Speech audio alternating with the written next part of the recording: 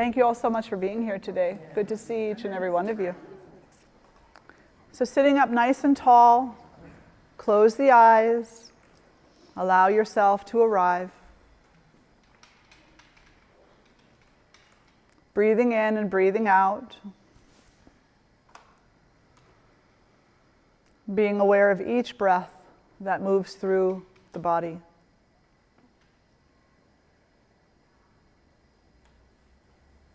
Allow yourself to soften into the process of breathing.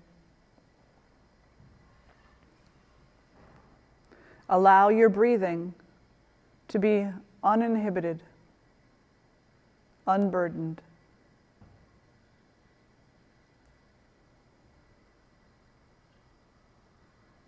Feel that with each breath, your body is becoming more radiant, your mind more clear, your heart more open.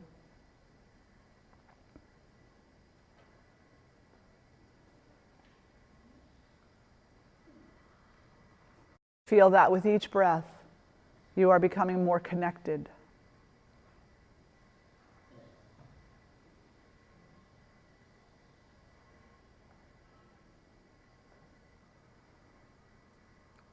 Allow yourself to become more aware of your humanity.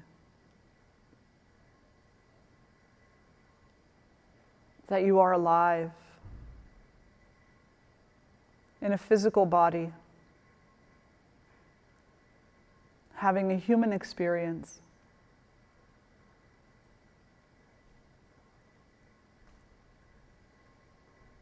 In every moment and with every breath.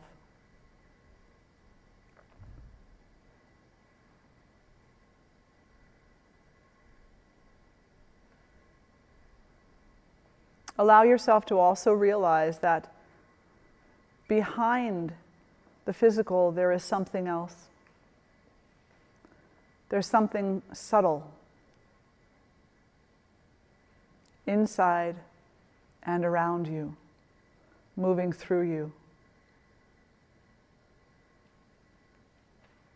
What we might call the essence of life force, prana, chi, spirit.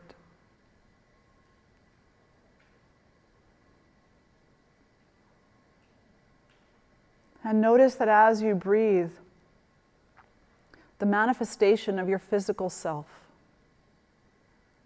and the eternality of your spiritual self merge together in a beautiful, harmonious dance.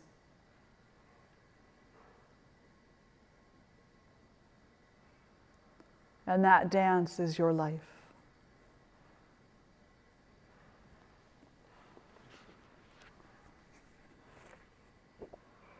Your human life.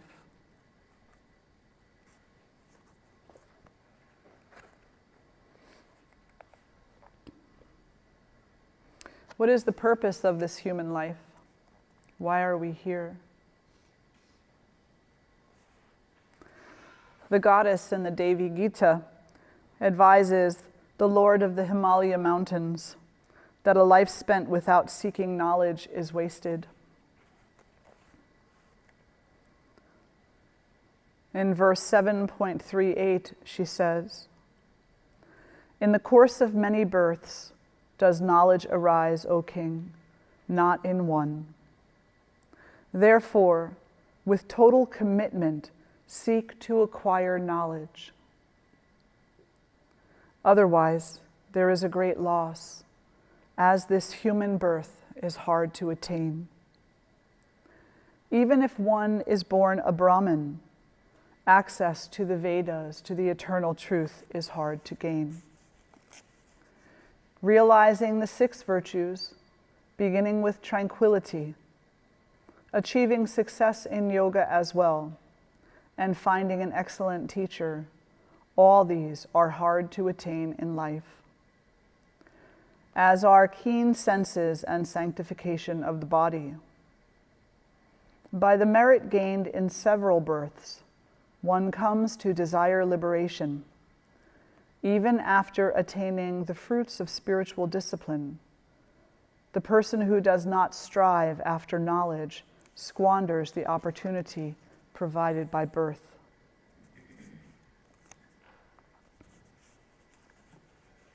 Take a moment and contemplate what that might mean to you, how it might be purposeful to you in this or another moment.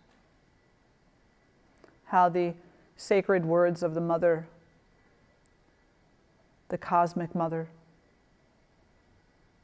might support you in this life journey.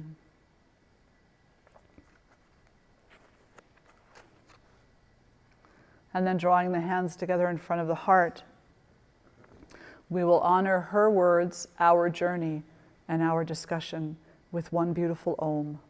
Take a nice breath in. Om.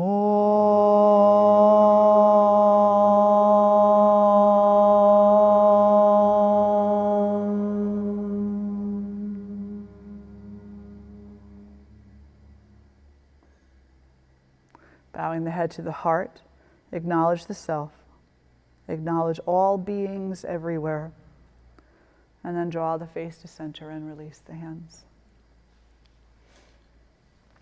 So once again this week we come to explore the words of the Mother. Bless you. And there's so much wisdom in all of the texts of yoga, so much wisdom. But there are definitely some thoughts and ideas that travel through all of them. And one of those is the value of knowledge. When we're seeking knowledge, one of the first things that we need to understand is that there are different levels of knowledge. One level of knowledge is a kind of knowledge that is very changeable. It's very changeable. It's relative, depending upon how we're looking at it. And it causes disturbance in our mind because there's not a great consistency to it. On the one hand, we might say something like, a clean needle program is a good thing to have in a community where there's a drug issue. And then on another hand, we might look at that and say, but we don't want to promote drug use. So whatever knowledge it is that we're acquiring about the tendency of some individuals to become addicted to drugs and other substances, whatever knowledge we have about that, we apply it in a way that is not consistent. We do the same thing in pretty much every argument. It depends on who we're talking to and what the specifics are of the situation that we're talking about. So having that type of knowledge, which often comes from conversations, reading books, the news, or school, or our parents, is changeable. It's very permeable. It's very flexible. The next level of knowledge is a little more permanent. It's the inquiry into yourself. Probably your human self initially. Just who am I? Why was I born? What am I supposed to do in this life? I know. I'll be a doctor, or a lawyer, or a priest, or a priestess. And so we seek meaning through the things we do. We seek meaning and answers through the choices that we make in life. And that's a higher level knowledge, because when we acquire knowledge about inflicting harm and being harmless, it creates an impression in our mind that stays with us, and that can be highly useful to us as long as we're abiding in what we've learned.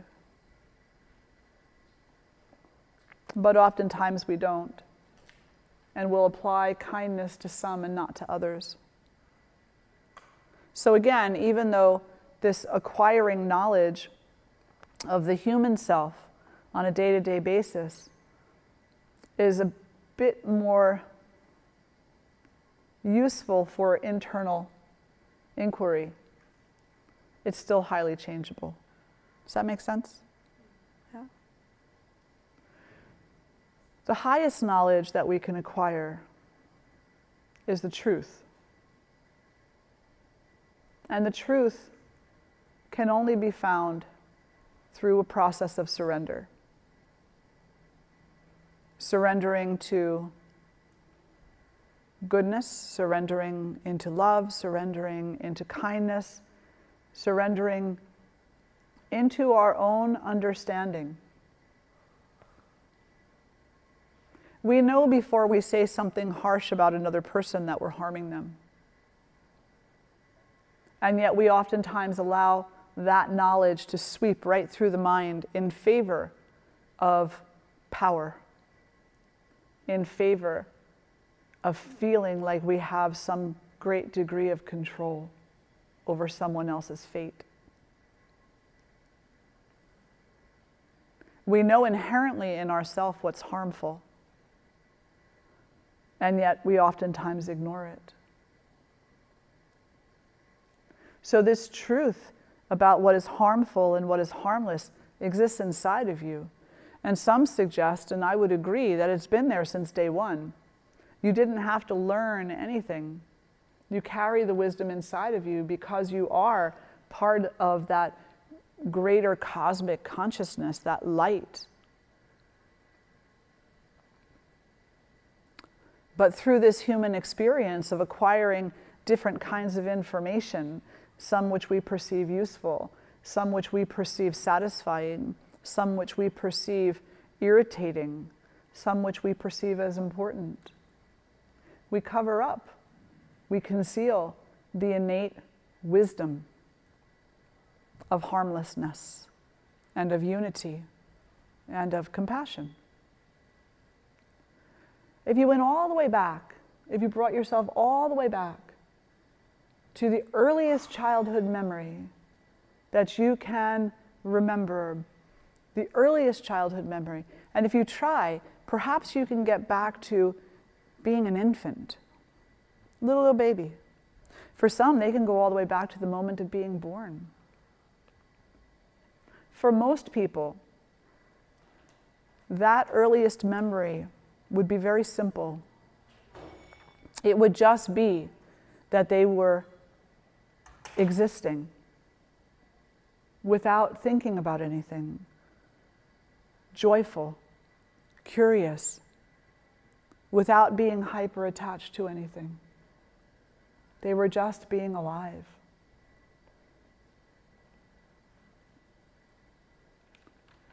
For others of us, the earliest memory we have is associated with a trauma.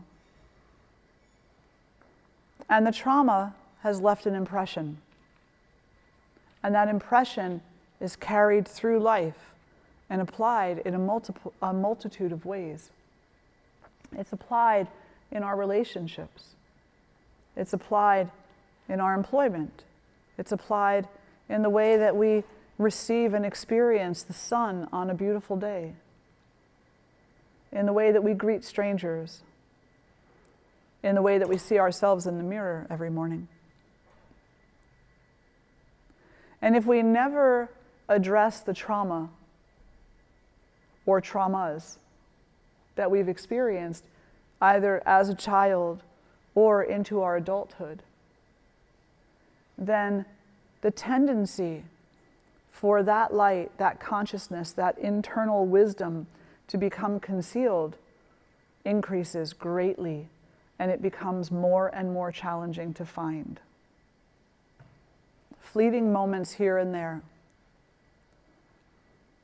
but it becomes more challenging. So this knowledge that we acquire, we begin to acquire as soon as we're born into this life. And there's also an information, a knowledge that we had acquired in previous lives, if you adhere to the concept of reincarnation, which is also carried forward into this life, but of which we are even less aware of.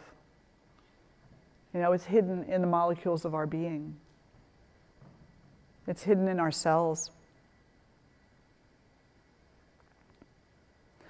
And so we start off with baggage we don't even know we're carrying.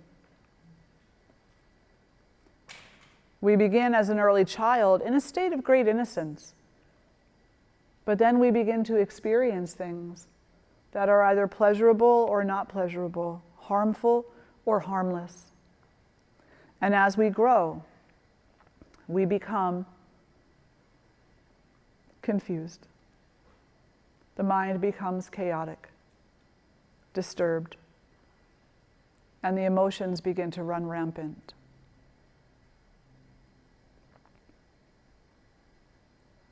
This wisdom that we carry on the inside, this inherent wisdom that is within each of us, while it can be concealed for some period of time, it can never be destroyed. It can never be done away with. It will never leave us because it is inherently part of who we are.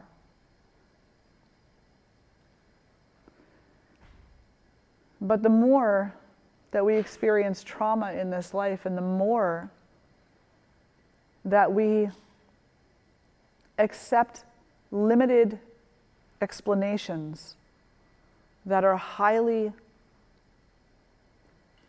flexible in their application, the less we're even enticed to look for a deeper, more lasting truth. In yoga, we have sadhana, a spiritual practice. And that is one of the go-tos. That's how we reconnect with that inherent truth, that inherent wisdom.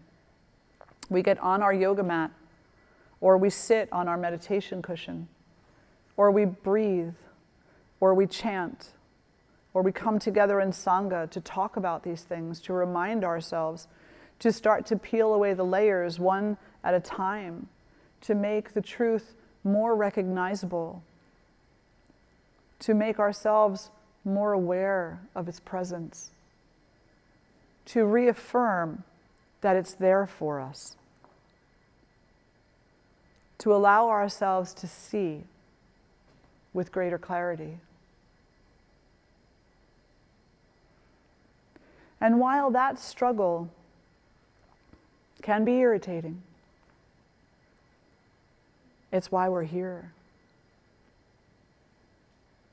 We're here to uncover the eternal knowledge, the eternal truth, to recover it, to uncover it in order to recover it, in order to draw it back into the heart of ourselves, in order to make choices now and moving forward that are more in line with embracing that truth, that wisdom, that knowledge, rather than piling up more stuff on top of it again.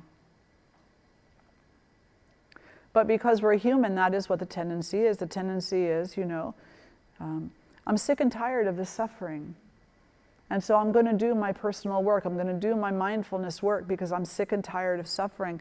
And I really want to heal. And in that wanting to heal, we begin to draw away the layers one at a time. And then we get to a layer that's a little too painful. And so we stop. And if we're not careful, we'll start piling the other layers back up again in order to hide the one that is just too painful to go to in this moment. You know how sometimes when you cut yourself and you put the Band-Aid over it and like the skin around it gets that real wet look to it? And so, maybe your mom or your dad or your friend or your loved one or just your inherent knowledge told you, leave the Band-Aid off and let it air out for a while. Don't put anything over it. It'll heal better. You can apply that same logic here, saying that you've done all this work to peel back a few layers to get to the deeper, more inherent truth of yourself and of your being. And when you come to that painful layer, don't cover it back up again.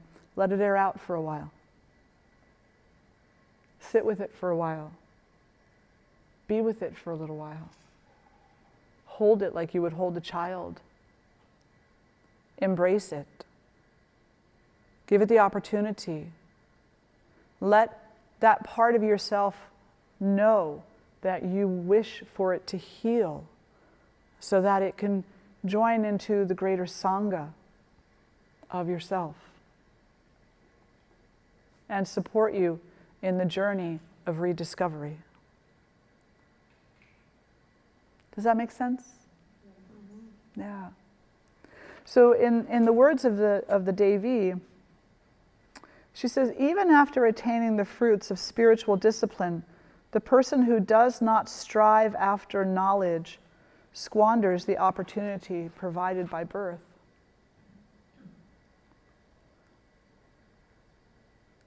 And to me, in reflecting on that statement, it's an indication that when we get to the layers that are really super hurt, that are really painful, that are really tender, that we need to listen and learn from them and not cover them back up again. And as part of that process, it's very important that we do our work in a safe space. In a space where the tendency to distraction is minimal. The tendency for harm is minimal, as much as it can be. The ability to concentrate and to focus is maximized. So turn the TV off, turn the cell phone off, turn the news off. Understand that there's a time and a place for everything. And that in the moments given, especially when you're in the midst of doing some pretty deep work, that's what you should be sitting with and nothing else. Not for your whole life, just for 5 minutes. I know you all got real serious, like, oh my gosh, really? Like you want us to get rid of the TV, get rid of the cell phone? No, just for 5 minutes. Is your inner child not worth 5 minutes of your time and love and compassion? Of course he or she is. But again, it's the painful layer. And it's easier to turn on the TV and get aggravated at Jerry Springer or Judge Judy or whoever. It's easier to turn on the news and to start putting yourself into a mindset about what's wrong with the world. It's easier to be distracted. But it's healthier to do the work. It's easier to be distracted, but it's healthier to do the work. And if you don't adhere to the concept of reincarnation, it's okay. You don't have to. For those who don't sit with that and adhere to that thought process, I would find it really interesting to come across a person who didn't acknowledge our tendency to repeat cycles in this life. We repeat behaviors in this life. We reincarnate our behavior day after day after day. And so perhaps today will be the day that we acquire the capacity to be accessible to the cosmic wisdom, so that tomorrow we don't repeat the same old mistakes. We just make a whole bunch of new ones, which we will eventually learn from as well. So what do you think? Does anybody have any questions or thoughts they'd like to share? So I related when you said it's easier to sort of be upset with the state of the world or things like that, and healthier to do the work. Being a farmer, my partner and I easily go off on our frustrations of the food system, and we can get lost in these conversations. So I'm hearing what you're saying and wanting to Just grow the food. yeah, just grow. Just grow the food. Yeah. Exactly. Exactly.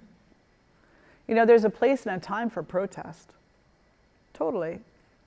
But if you're singing to the choir, Yeah, we really are. you know, if you're singing to the choir, then sing the name. You know, don't sing the woes of the world. Make a higher choice. We all know the woes of the world who are sitting here in this circle. We know them already. And so to keep batting them back and forth is to not really do much with them. Unless you have a solution. And if you have a solution, then put the solution forward. Or if it's a new problem that you hadn't realized existed before, then put it into the center of the circle. Or if it's something that you can contribute to that discussion, then put it into the center of the circle. But if it's just the same old complaint, and we're not doing anything to solve it, then don't spend your time there. Because that would not be economy of energy. Yeah. That would just be a distraction. Laura? I find sometimes when I'm not preaching to the choir that I have to go to their level first, so then they seem to more trust the words that are coming out of my mouth.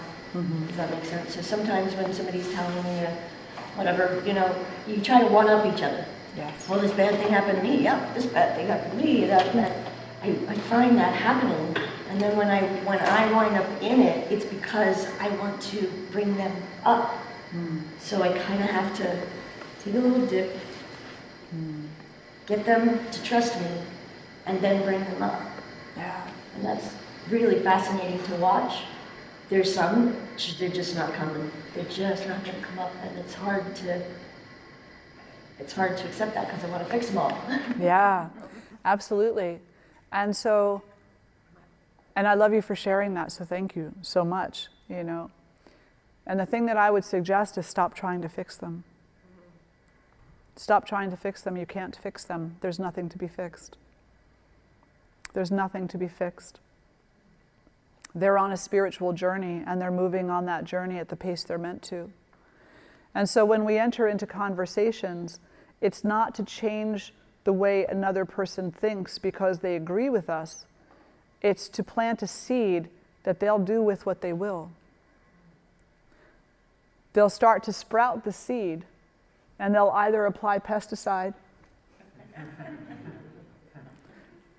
or they'll apply love and natural products that don't have harmful chemicals. But either way, what they apply has to be their choice, because otherwise they're just sheep following you to the slaughter. It's not their heart that's following you, it's their head. I don't want anybody to follow me. I really don't.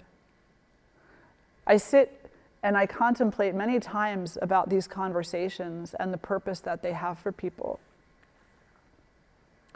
I want you to follow your heart, your real heart, your spiritual heart. I don't need you to trust me. I need you to trust yourself. I need you to trust yourself, really. And in doing so, we'll trust each other. But if all you ever do is trust me, well, you're setting yourself up for disappointment. Because I'm human, you know? I'm not infallible. So my suggestion as a teacher, and you are a teacher, and as a guide to people, and you are a guide to people, is don't look to acquire their trust. Look to be an example of how they can build trust in themselves. And don't expect anything from them. I know that's the hard part. It really is. It is the hard part. But the reality is, if you expect something from them, then you're setting yourself up for disappointment. So instead, and this is for everybody, whoever you interact with in your life, whether it's your spouse or your child, a stranger on the street, if you're a teacher of some sort, your students, parents, don't look for them to idolize you, to trust you. You're no different than anybody else. Instead, be trustworthy. Don't look for other people to acclaim your trustworthiness. Just be trustworthy. And in being trustworthy, in being present, in being compassionate, in being you, in being connected to the deep inner wisdom that exists inside of you, you give them permission to also. And then maybe this world becomes a better place for us all to live, to experience this physical life, you know? But unless we're willing to hold that space, and that is what holding space is, unless we're willing to do that, I think our suffering will continue at greater and greater levels. Kel, you had a question?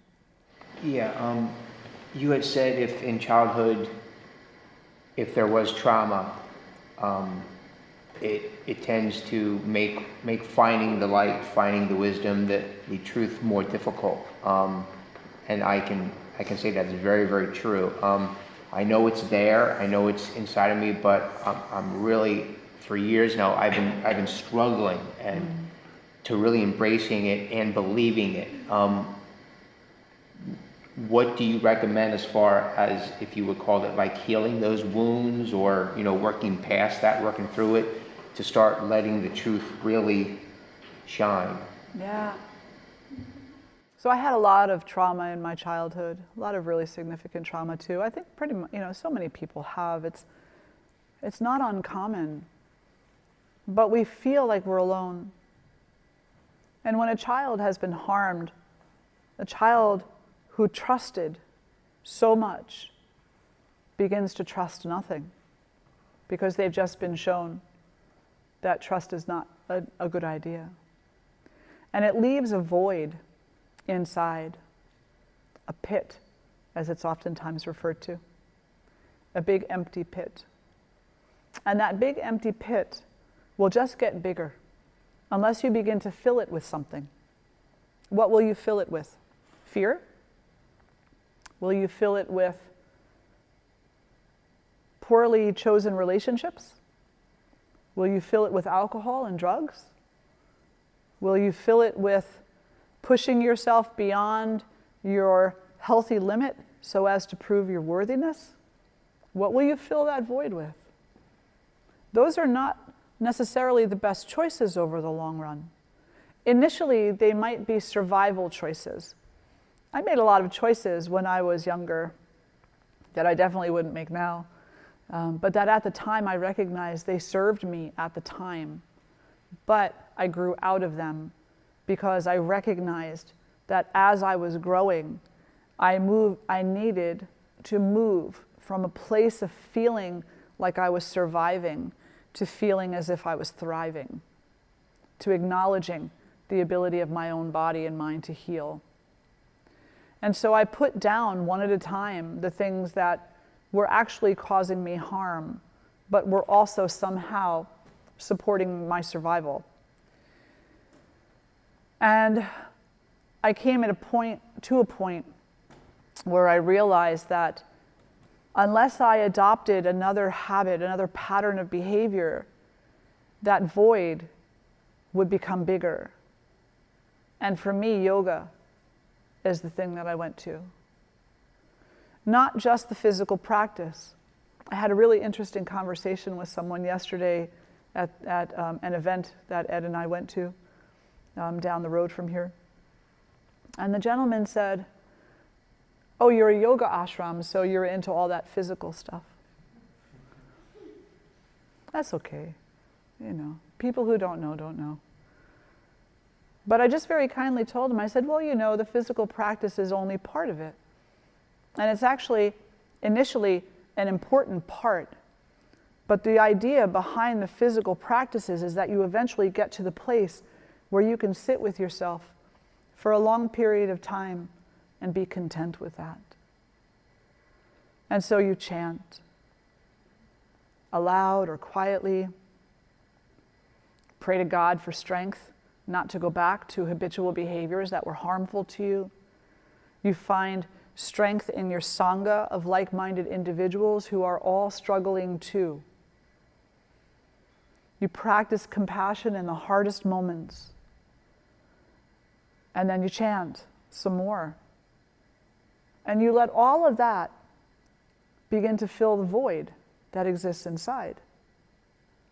Particularly for those so inclined, the chanting. That to sit quietly with yourself, to cradle yourself when you are feeling harmed or remembering the harm that was experienced, and then to begin to chant, Om Namah Shivaya, Om Namah Shivaya Gurave, Satchitananda Murtaye, Nishprapanchaya Shantaya, Niralambaya Tejase. Or any other mantra. And you chant that and you let it fill you because you learn what it means. Beloved three-eyed one, Shiva, the original teacher, the one who holds the wisdom, the one who shines with the effulgence of 10,000 suns. Please share that wisdom with me. I know it's already there, but open my eyes to it. Let me see. Who is Shiva? Are you chanting to a god who's outside of yourself? You know, are you practicing religion? Right? So many people in the world today, yoga is a religion, you shouldn't be there. Yoga is you. It's not a religion. Yoga is you discovering who you really are. The powers that be would love for you to never know that. They would love for you to never know the power that you have inside of yourself. The powers that be would love for you and me to remain in a state of deep ignorance, a state of deep pain and suffering, because basically we're their puppets. But if you uncover and reveal who you truly are, that void will be filled. So my first suggestion is, if you're so inclined, chant.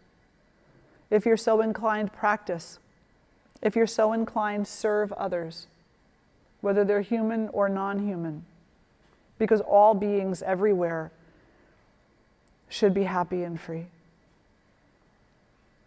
And then slowly over time, depending upon many factors, karmic factors of past as well as present, over time, in a way that is appropriate to you, that void will become full of something else. And you'll realize why you're here in this life, in this time and place, and for these purposes of uncovering the knowledge that already exists within you. It's like you just turning a light bulb on, you know? That's all. But right now, most of us are existing in a very dark room, unaware that the switch is right there. Right? That'd be a good song, Chad. Turn on the switch. Well, it's right here. Other questions or thoughts or statements or, yeah. I think the interesting thing is that, we convince ourselves that we're somehow, because we're not past it, that we're not somehow working through our trauma, but I feel like we always are. Like it may just be we move it from here to here, but it was a necessary thing, because how many of, I mean, you don't really come to a spiritual life because life is easy. Right? Yeah, exactly. You have to be broken or fractured in some way, you know, I guess they say that's how the light gets in, but It's how the light it also gets out. pisses me off a little bit that it has to be so harsh, but I mean, you know, how do you gently get pushed into waking up? Yeah, You kind of do have to get pushed off a cliff. you do. And for myself, and I can only ever speak for myself and then what other people have shared with me that they've potentially given some kind of permission to be shared. Yeah, I got to a point in my life where I was really sick and tired. I mean, I was just so sick and tired of suffering. Life sucked. You know, it really was. I mean, I was at an edge. I was at a point in my life where I saw no potential. In my ego mind, I saw no potential. And in my heart, I knew that was a lie. But I knew that my ego, being so imbalanced as it was pulling me down to depths that I did not wish to go to. And it came down to a choice. Am I going to listen to my ego, which I know is diseased? And at that time in my life, it was diseased. Or am I going to listen to a very loud call from an inner wisdom that my ego wanted nothing to do with? And I consider myself very fortunate that I listened to what I perceived to be the right one. Because in that listening and in that opening and in that giving myself permission to be accessible to that information, to that knowledge, to that wisdom that exists in every single one of us, almost overnight, my life became a much different place. And yes, I had been doing the work before that. Absolutely, I was surviving. I was acquiring skills. I was acquiring understanding. I had many moments as a child and as a young adult and as an adult where I was acquiring, you know, things that were useful to me then and now. Nothing is wasted in life. Don't fool yourself. You're going through what you're supposed to. What you're going through is absolutely what you're meant to go through. I was very young, 9 years old. Life before that was also very troubling, but it came to a certain kind of trouble when I was about 9, a certain kind of trauma. And I just sat there and I look back, and when I look back now, it's almost like I'm looking into someone else's life, although I know that it was mine. And the one thing that I remember is that there was this little girl who was 9, who just wanted to kind of climb trees and play in streams and pick up mice and snakes and frogs, you know. But instead, she was sitting in her room by herself, saying to herself over and over again, "It's okay.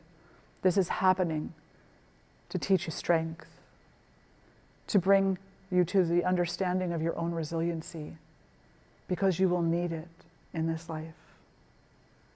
It's okay. You will be okay." That was my mantra. This is happening to you because this is the strength you are meant to learn, because you need to. And I look back at that and I can't help but feel like somebody was whispering in my ear at that time. Who? Now, there's only one consciousness, you know, and that consciousness is there for each one of us in our darkest hours and in our lightest hours. So we are always doing our work. We are always on our path. We are never without. Never. Every single moment in your life, every moment, the ones where you suffer deeply and you almost give up, to the ones where you shine brightly and inspire others. Every one of those moments has meaning. Every one of those moments is exactly where you are meant to be. And if you're meant to be somewhere else, then you'll end up being there. So don't tell yourself, I'm looking for my path, but I can't seem to find it. Psst, you're already on it. Yeah.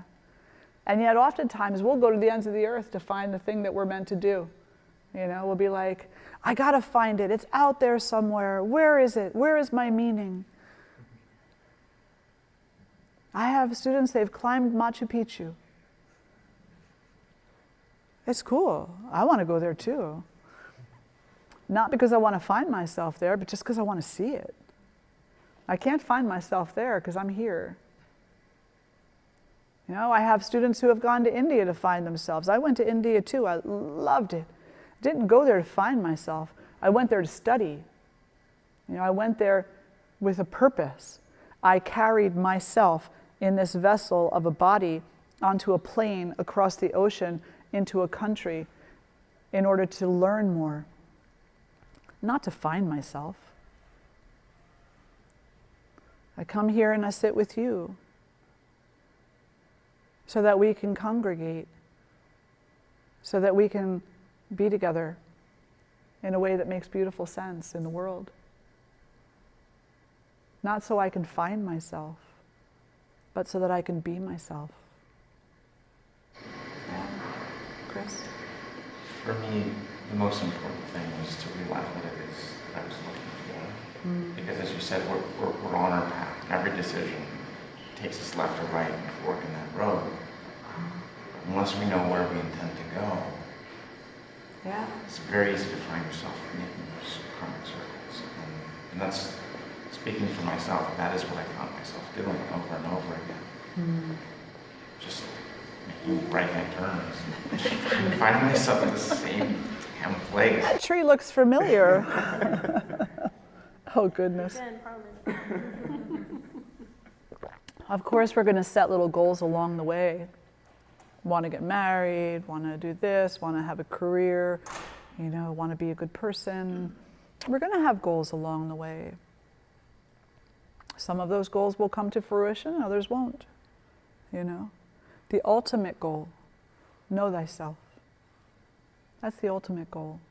If you know who you are, and if you practice the virtues, then you'll have all your other answers, because everything else will fall into place. If you practice non-harming, non-stealing, truthfulness, non-grasping, economy of energy, cleanliness, contentment, discipline, self-study, and devotion. If you practice all 10 of those, you'll have all the answers you ever need. But it's hard to stay. It's hard to stay there unless we're really looking at what causes harm. What is stealing? What is grasping?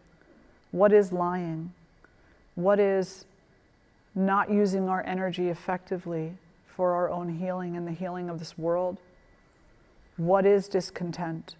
Unless we're looking at it and understanding how we participate in the opposite of those virtues, then we can't really be abiding in those virtues for any long period of time. Moments, yes. Minutes, maybe even hours. But days and weeks,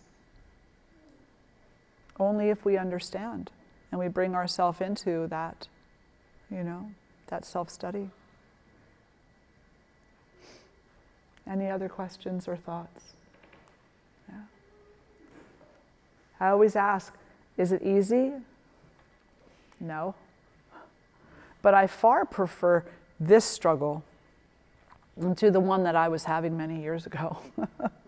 You know, I look at it and I say, where we are today, no matter what we're struggling with, we know we're struggling. We know. And something inside of us is compelling us to heal. Something inside of us is saying, there's got to be a better way, a kinder way, a way that heals not only this shell of a body, but also the inner child. and I'm going to look for it. And hopefully we keep looking until we find it. And we will find it, whether in this life or 10, 15, 20 lives from now. 1,000, 108,000. Some scriptures say there's 108,000 lifetimes necessary to achieve enlightenment. 108,000 lifetimes. Can you even imagine? Oh, goodness.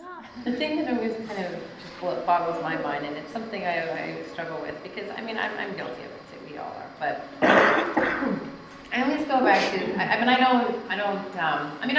go on Facebook and I scroll and yada, yada, yada. I try not to get too attached. Obviously, I struggle with politics, but if you're on my Facebook.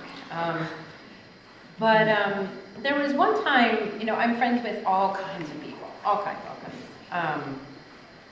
And there was a friend of mine that's particularly passionate about the Black Lives Matter movement, which, absolutely, you know what I mean? And they were talking about, there's nothing more exhausting than being African American in the United States.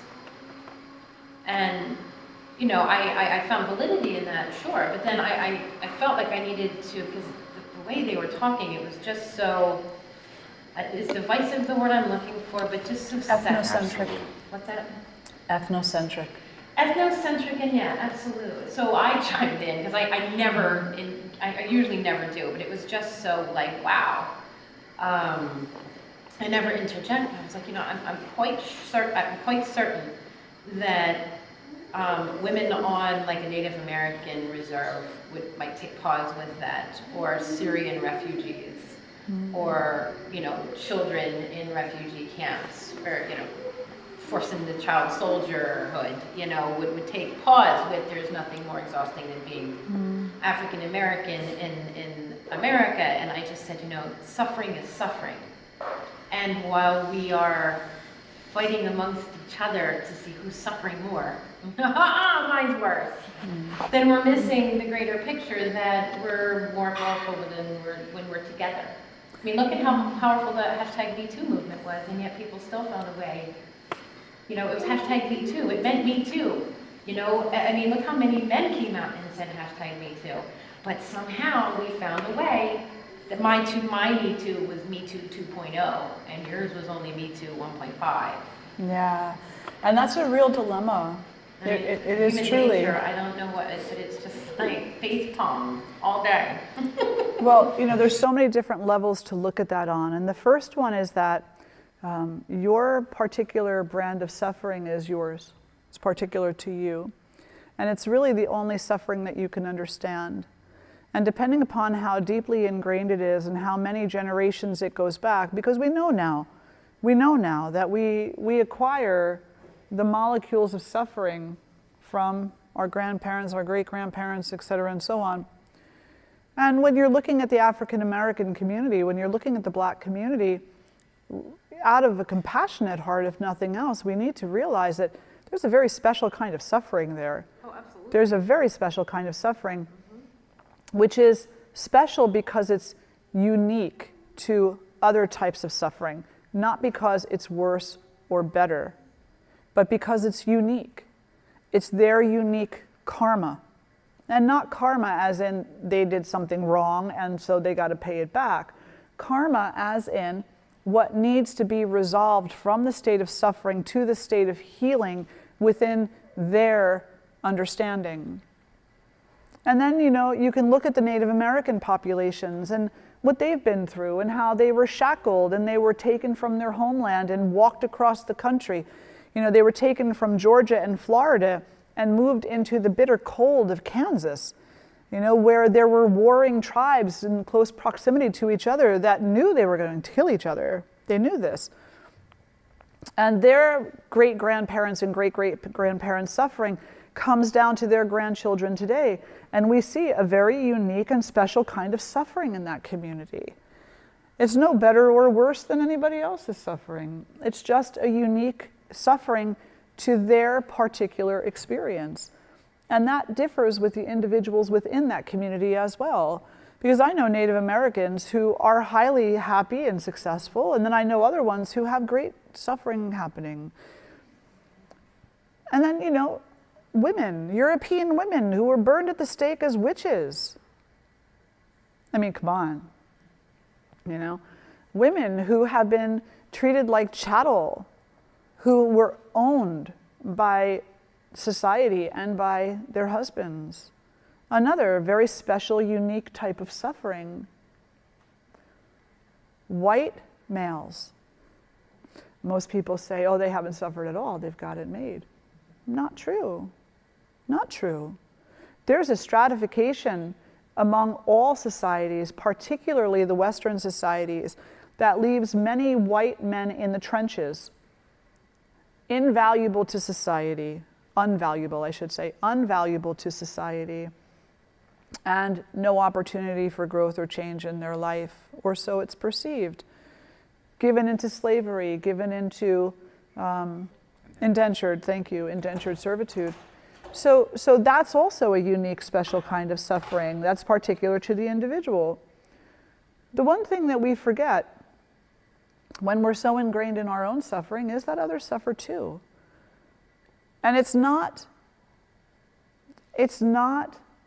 that we need to erase the history of slavery or what was done to the Native American Indians or what was done to women or what was done to any group, because you can have a story for every group. It's that we now need to rise above it so it never happens again. So that it never happens again. But I tell you, as a woman, I'm more concerned about my reproductive rights than I am about, what is going to happen to, the male-oriented corporate sector who just lost a lot of tax credits. I mean, truly, as a woman, I'm concerned with what affects me first. That's very human. So, but at some point, we need to go from just being concerned about ourselves to being concerned about all people everywhere. But that takes taking away layer by layer and letting that painful layer air out for a little while.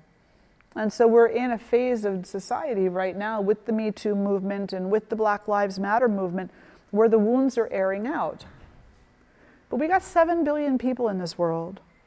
Some of the people are very much on board and saying, air it out, take your time. Healing takes time. We're here for you. Other people are saying, you've had your 5 minutes, can't you shut up now? And this is causing strife because half of the population, or some portion thereof, is seeking a greater wisdom and a greater healing. And the other half are still very much embedded in a deep, deep level of ignorance that can't even acknowledge that the suffering exists. What are we to do? Come together, like-minded communities, and do our work together. One by one, the others will join. One by one, they will. It's already happening.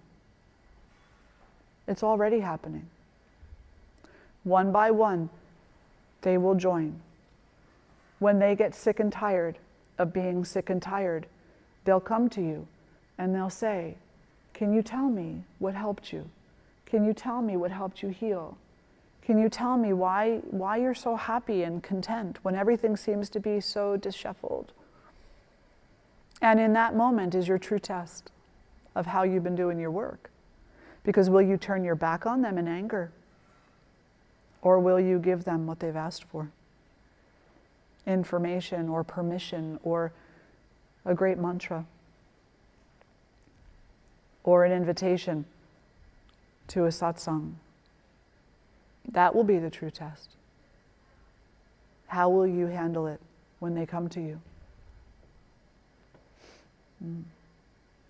Oh my goodness, we've covered a lot today. Yes, Chris? I just wanted to say one of the unfortunate consequences of this is it's the victor writes it. And it's really easy to forget that, to not talk about things we talk about. Mm-hmm. It's just an interesting thought, I guess, I had as you were. It's true, absolutely true. And So histories are never to be completely trusted because, first of all, they're in the past. 2020 is really interesting, isn't it? 2020 vision. Because you look back and you see things so differently.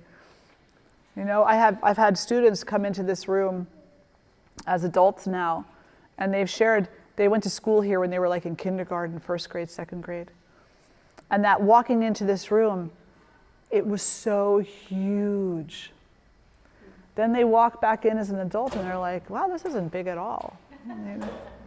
So the way we remember things is not accurate. So is there a way that we can move beyond the history while still acknowledging the suffering that has happened in the past for the sake of healing both now and in the future? Is there a way we can do that? I think there is. I think there is. I think we're all here right now doing it, you know. I think we're all inquiring. Yeah. So we've covered a lot today. I think the takeaway, though, is that every moment is the opportunity to deepen your work, your personal work. Every moment is an opportunity to serve yourself and others in a way that is humble, in a way that is healing. Every moment is an opportunity to begin to fill that void with gratitude, with love, with chanting, with your practice, your sadhana, with your meditation, with contemplation, with reading, uplifting, empowering reading. Every moment is an opportunity to be reborn. Every moment. So let's do it. Why not? What else are we going to do while we're here? So let's sit up nice and tall. Close the eyes. Take a nice breath in and a nice breath out.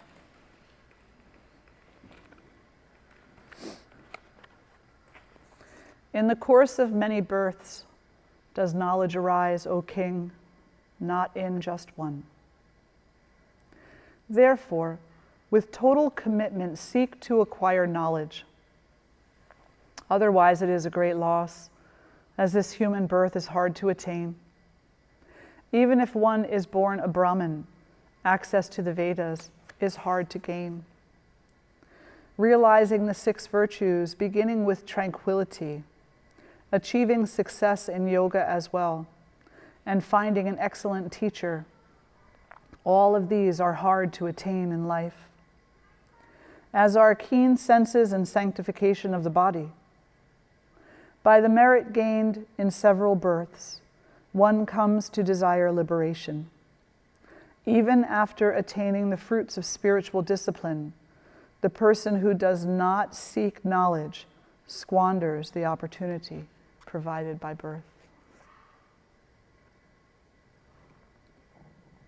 Placing your right hand onto your heart, your left hand over your right.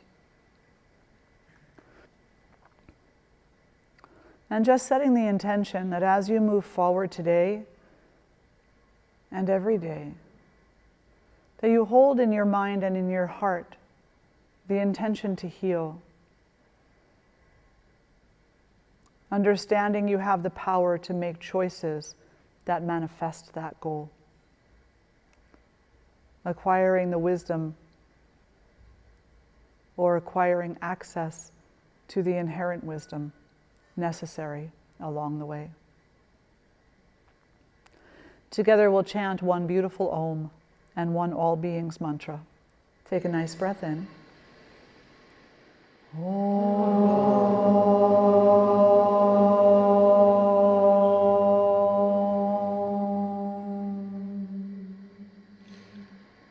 Loka samasta sukhino bhavantu. Loka samasta sukhino bhavantu. May all beings everywhere everywhere. Be happy and free. May the thoughts, words, and actions of my own life contribute in some way to that happiness and to that freedom for all. Shanti, Shanti, Shanti. Hari Om Shri Guru Bhyo Namaha. Hari Om. Now and always honoring your light and the light of all beings everywhere. Om Shanti, Shanti, Shanti. Namaste. Thank you all so much for being here today. Good to see each and every one of you.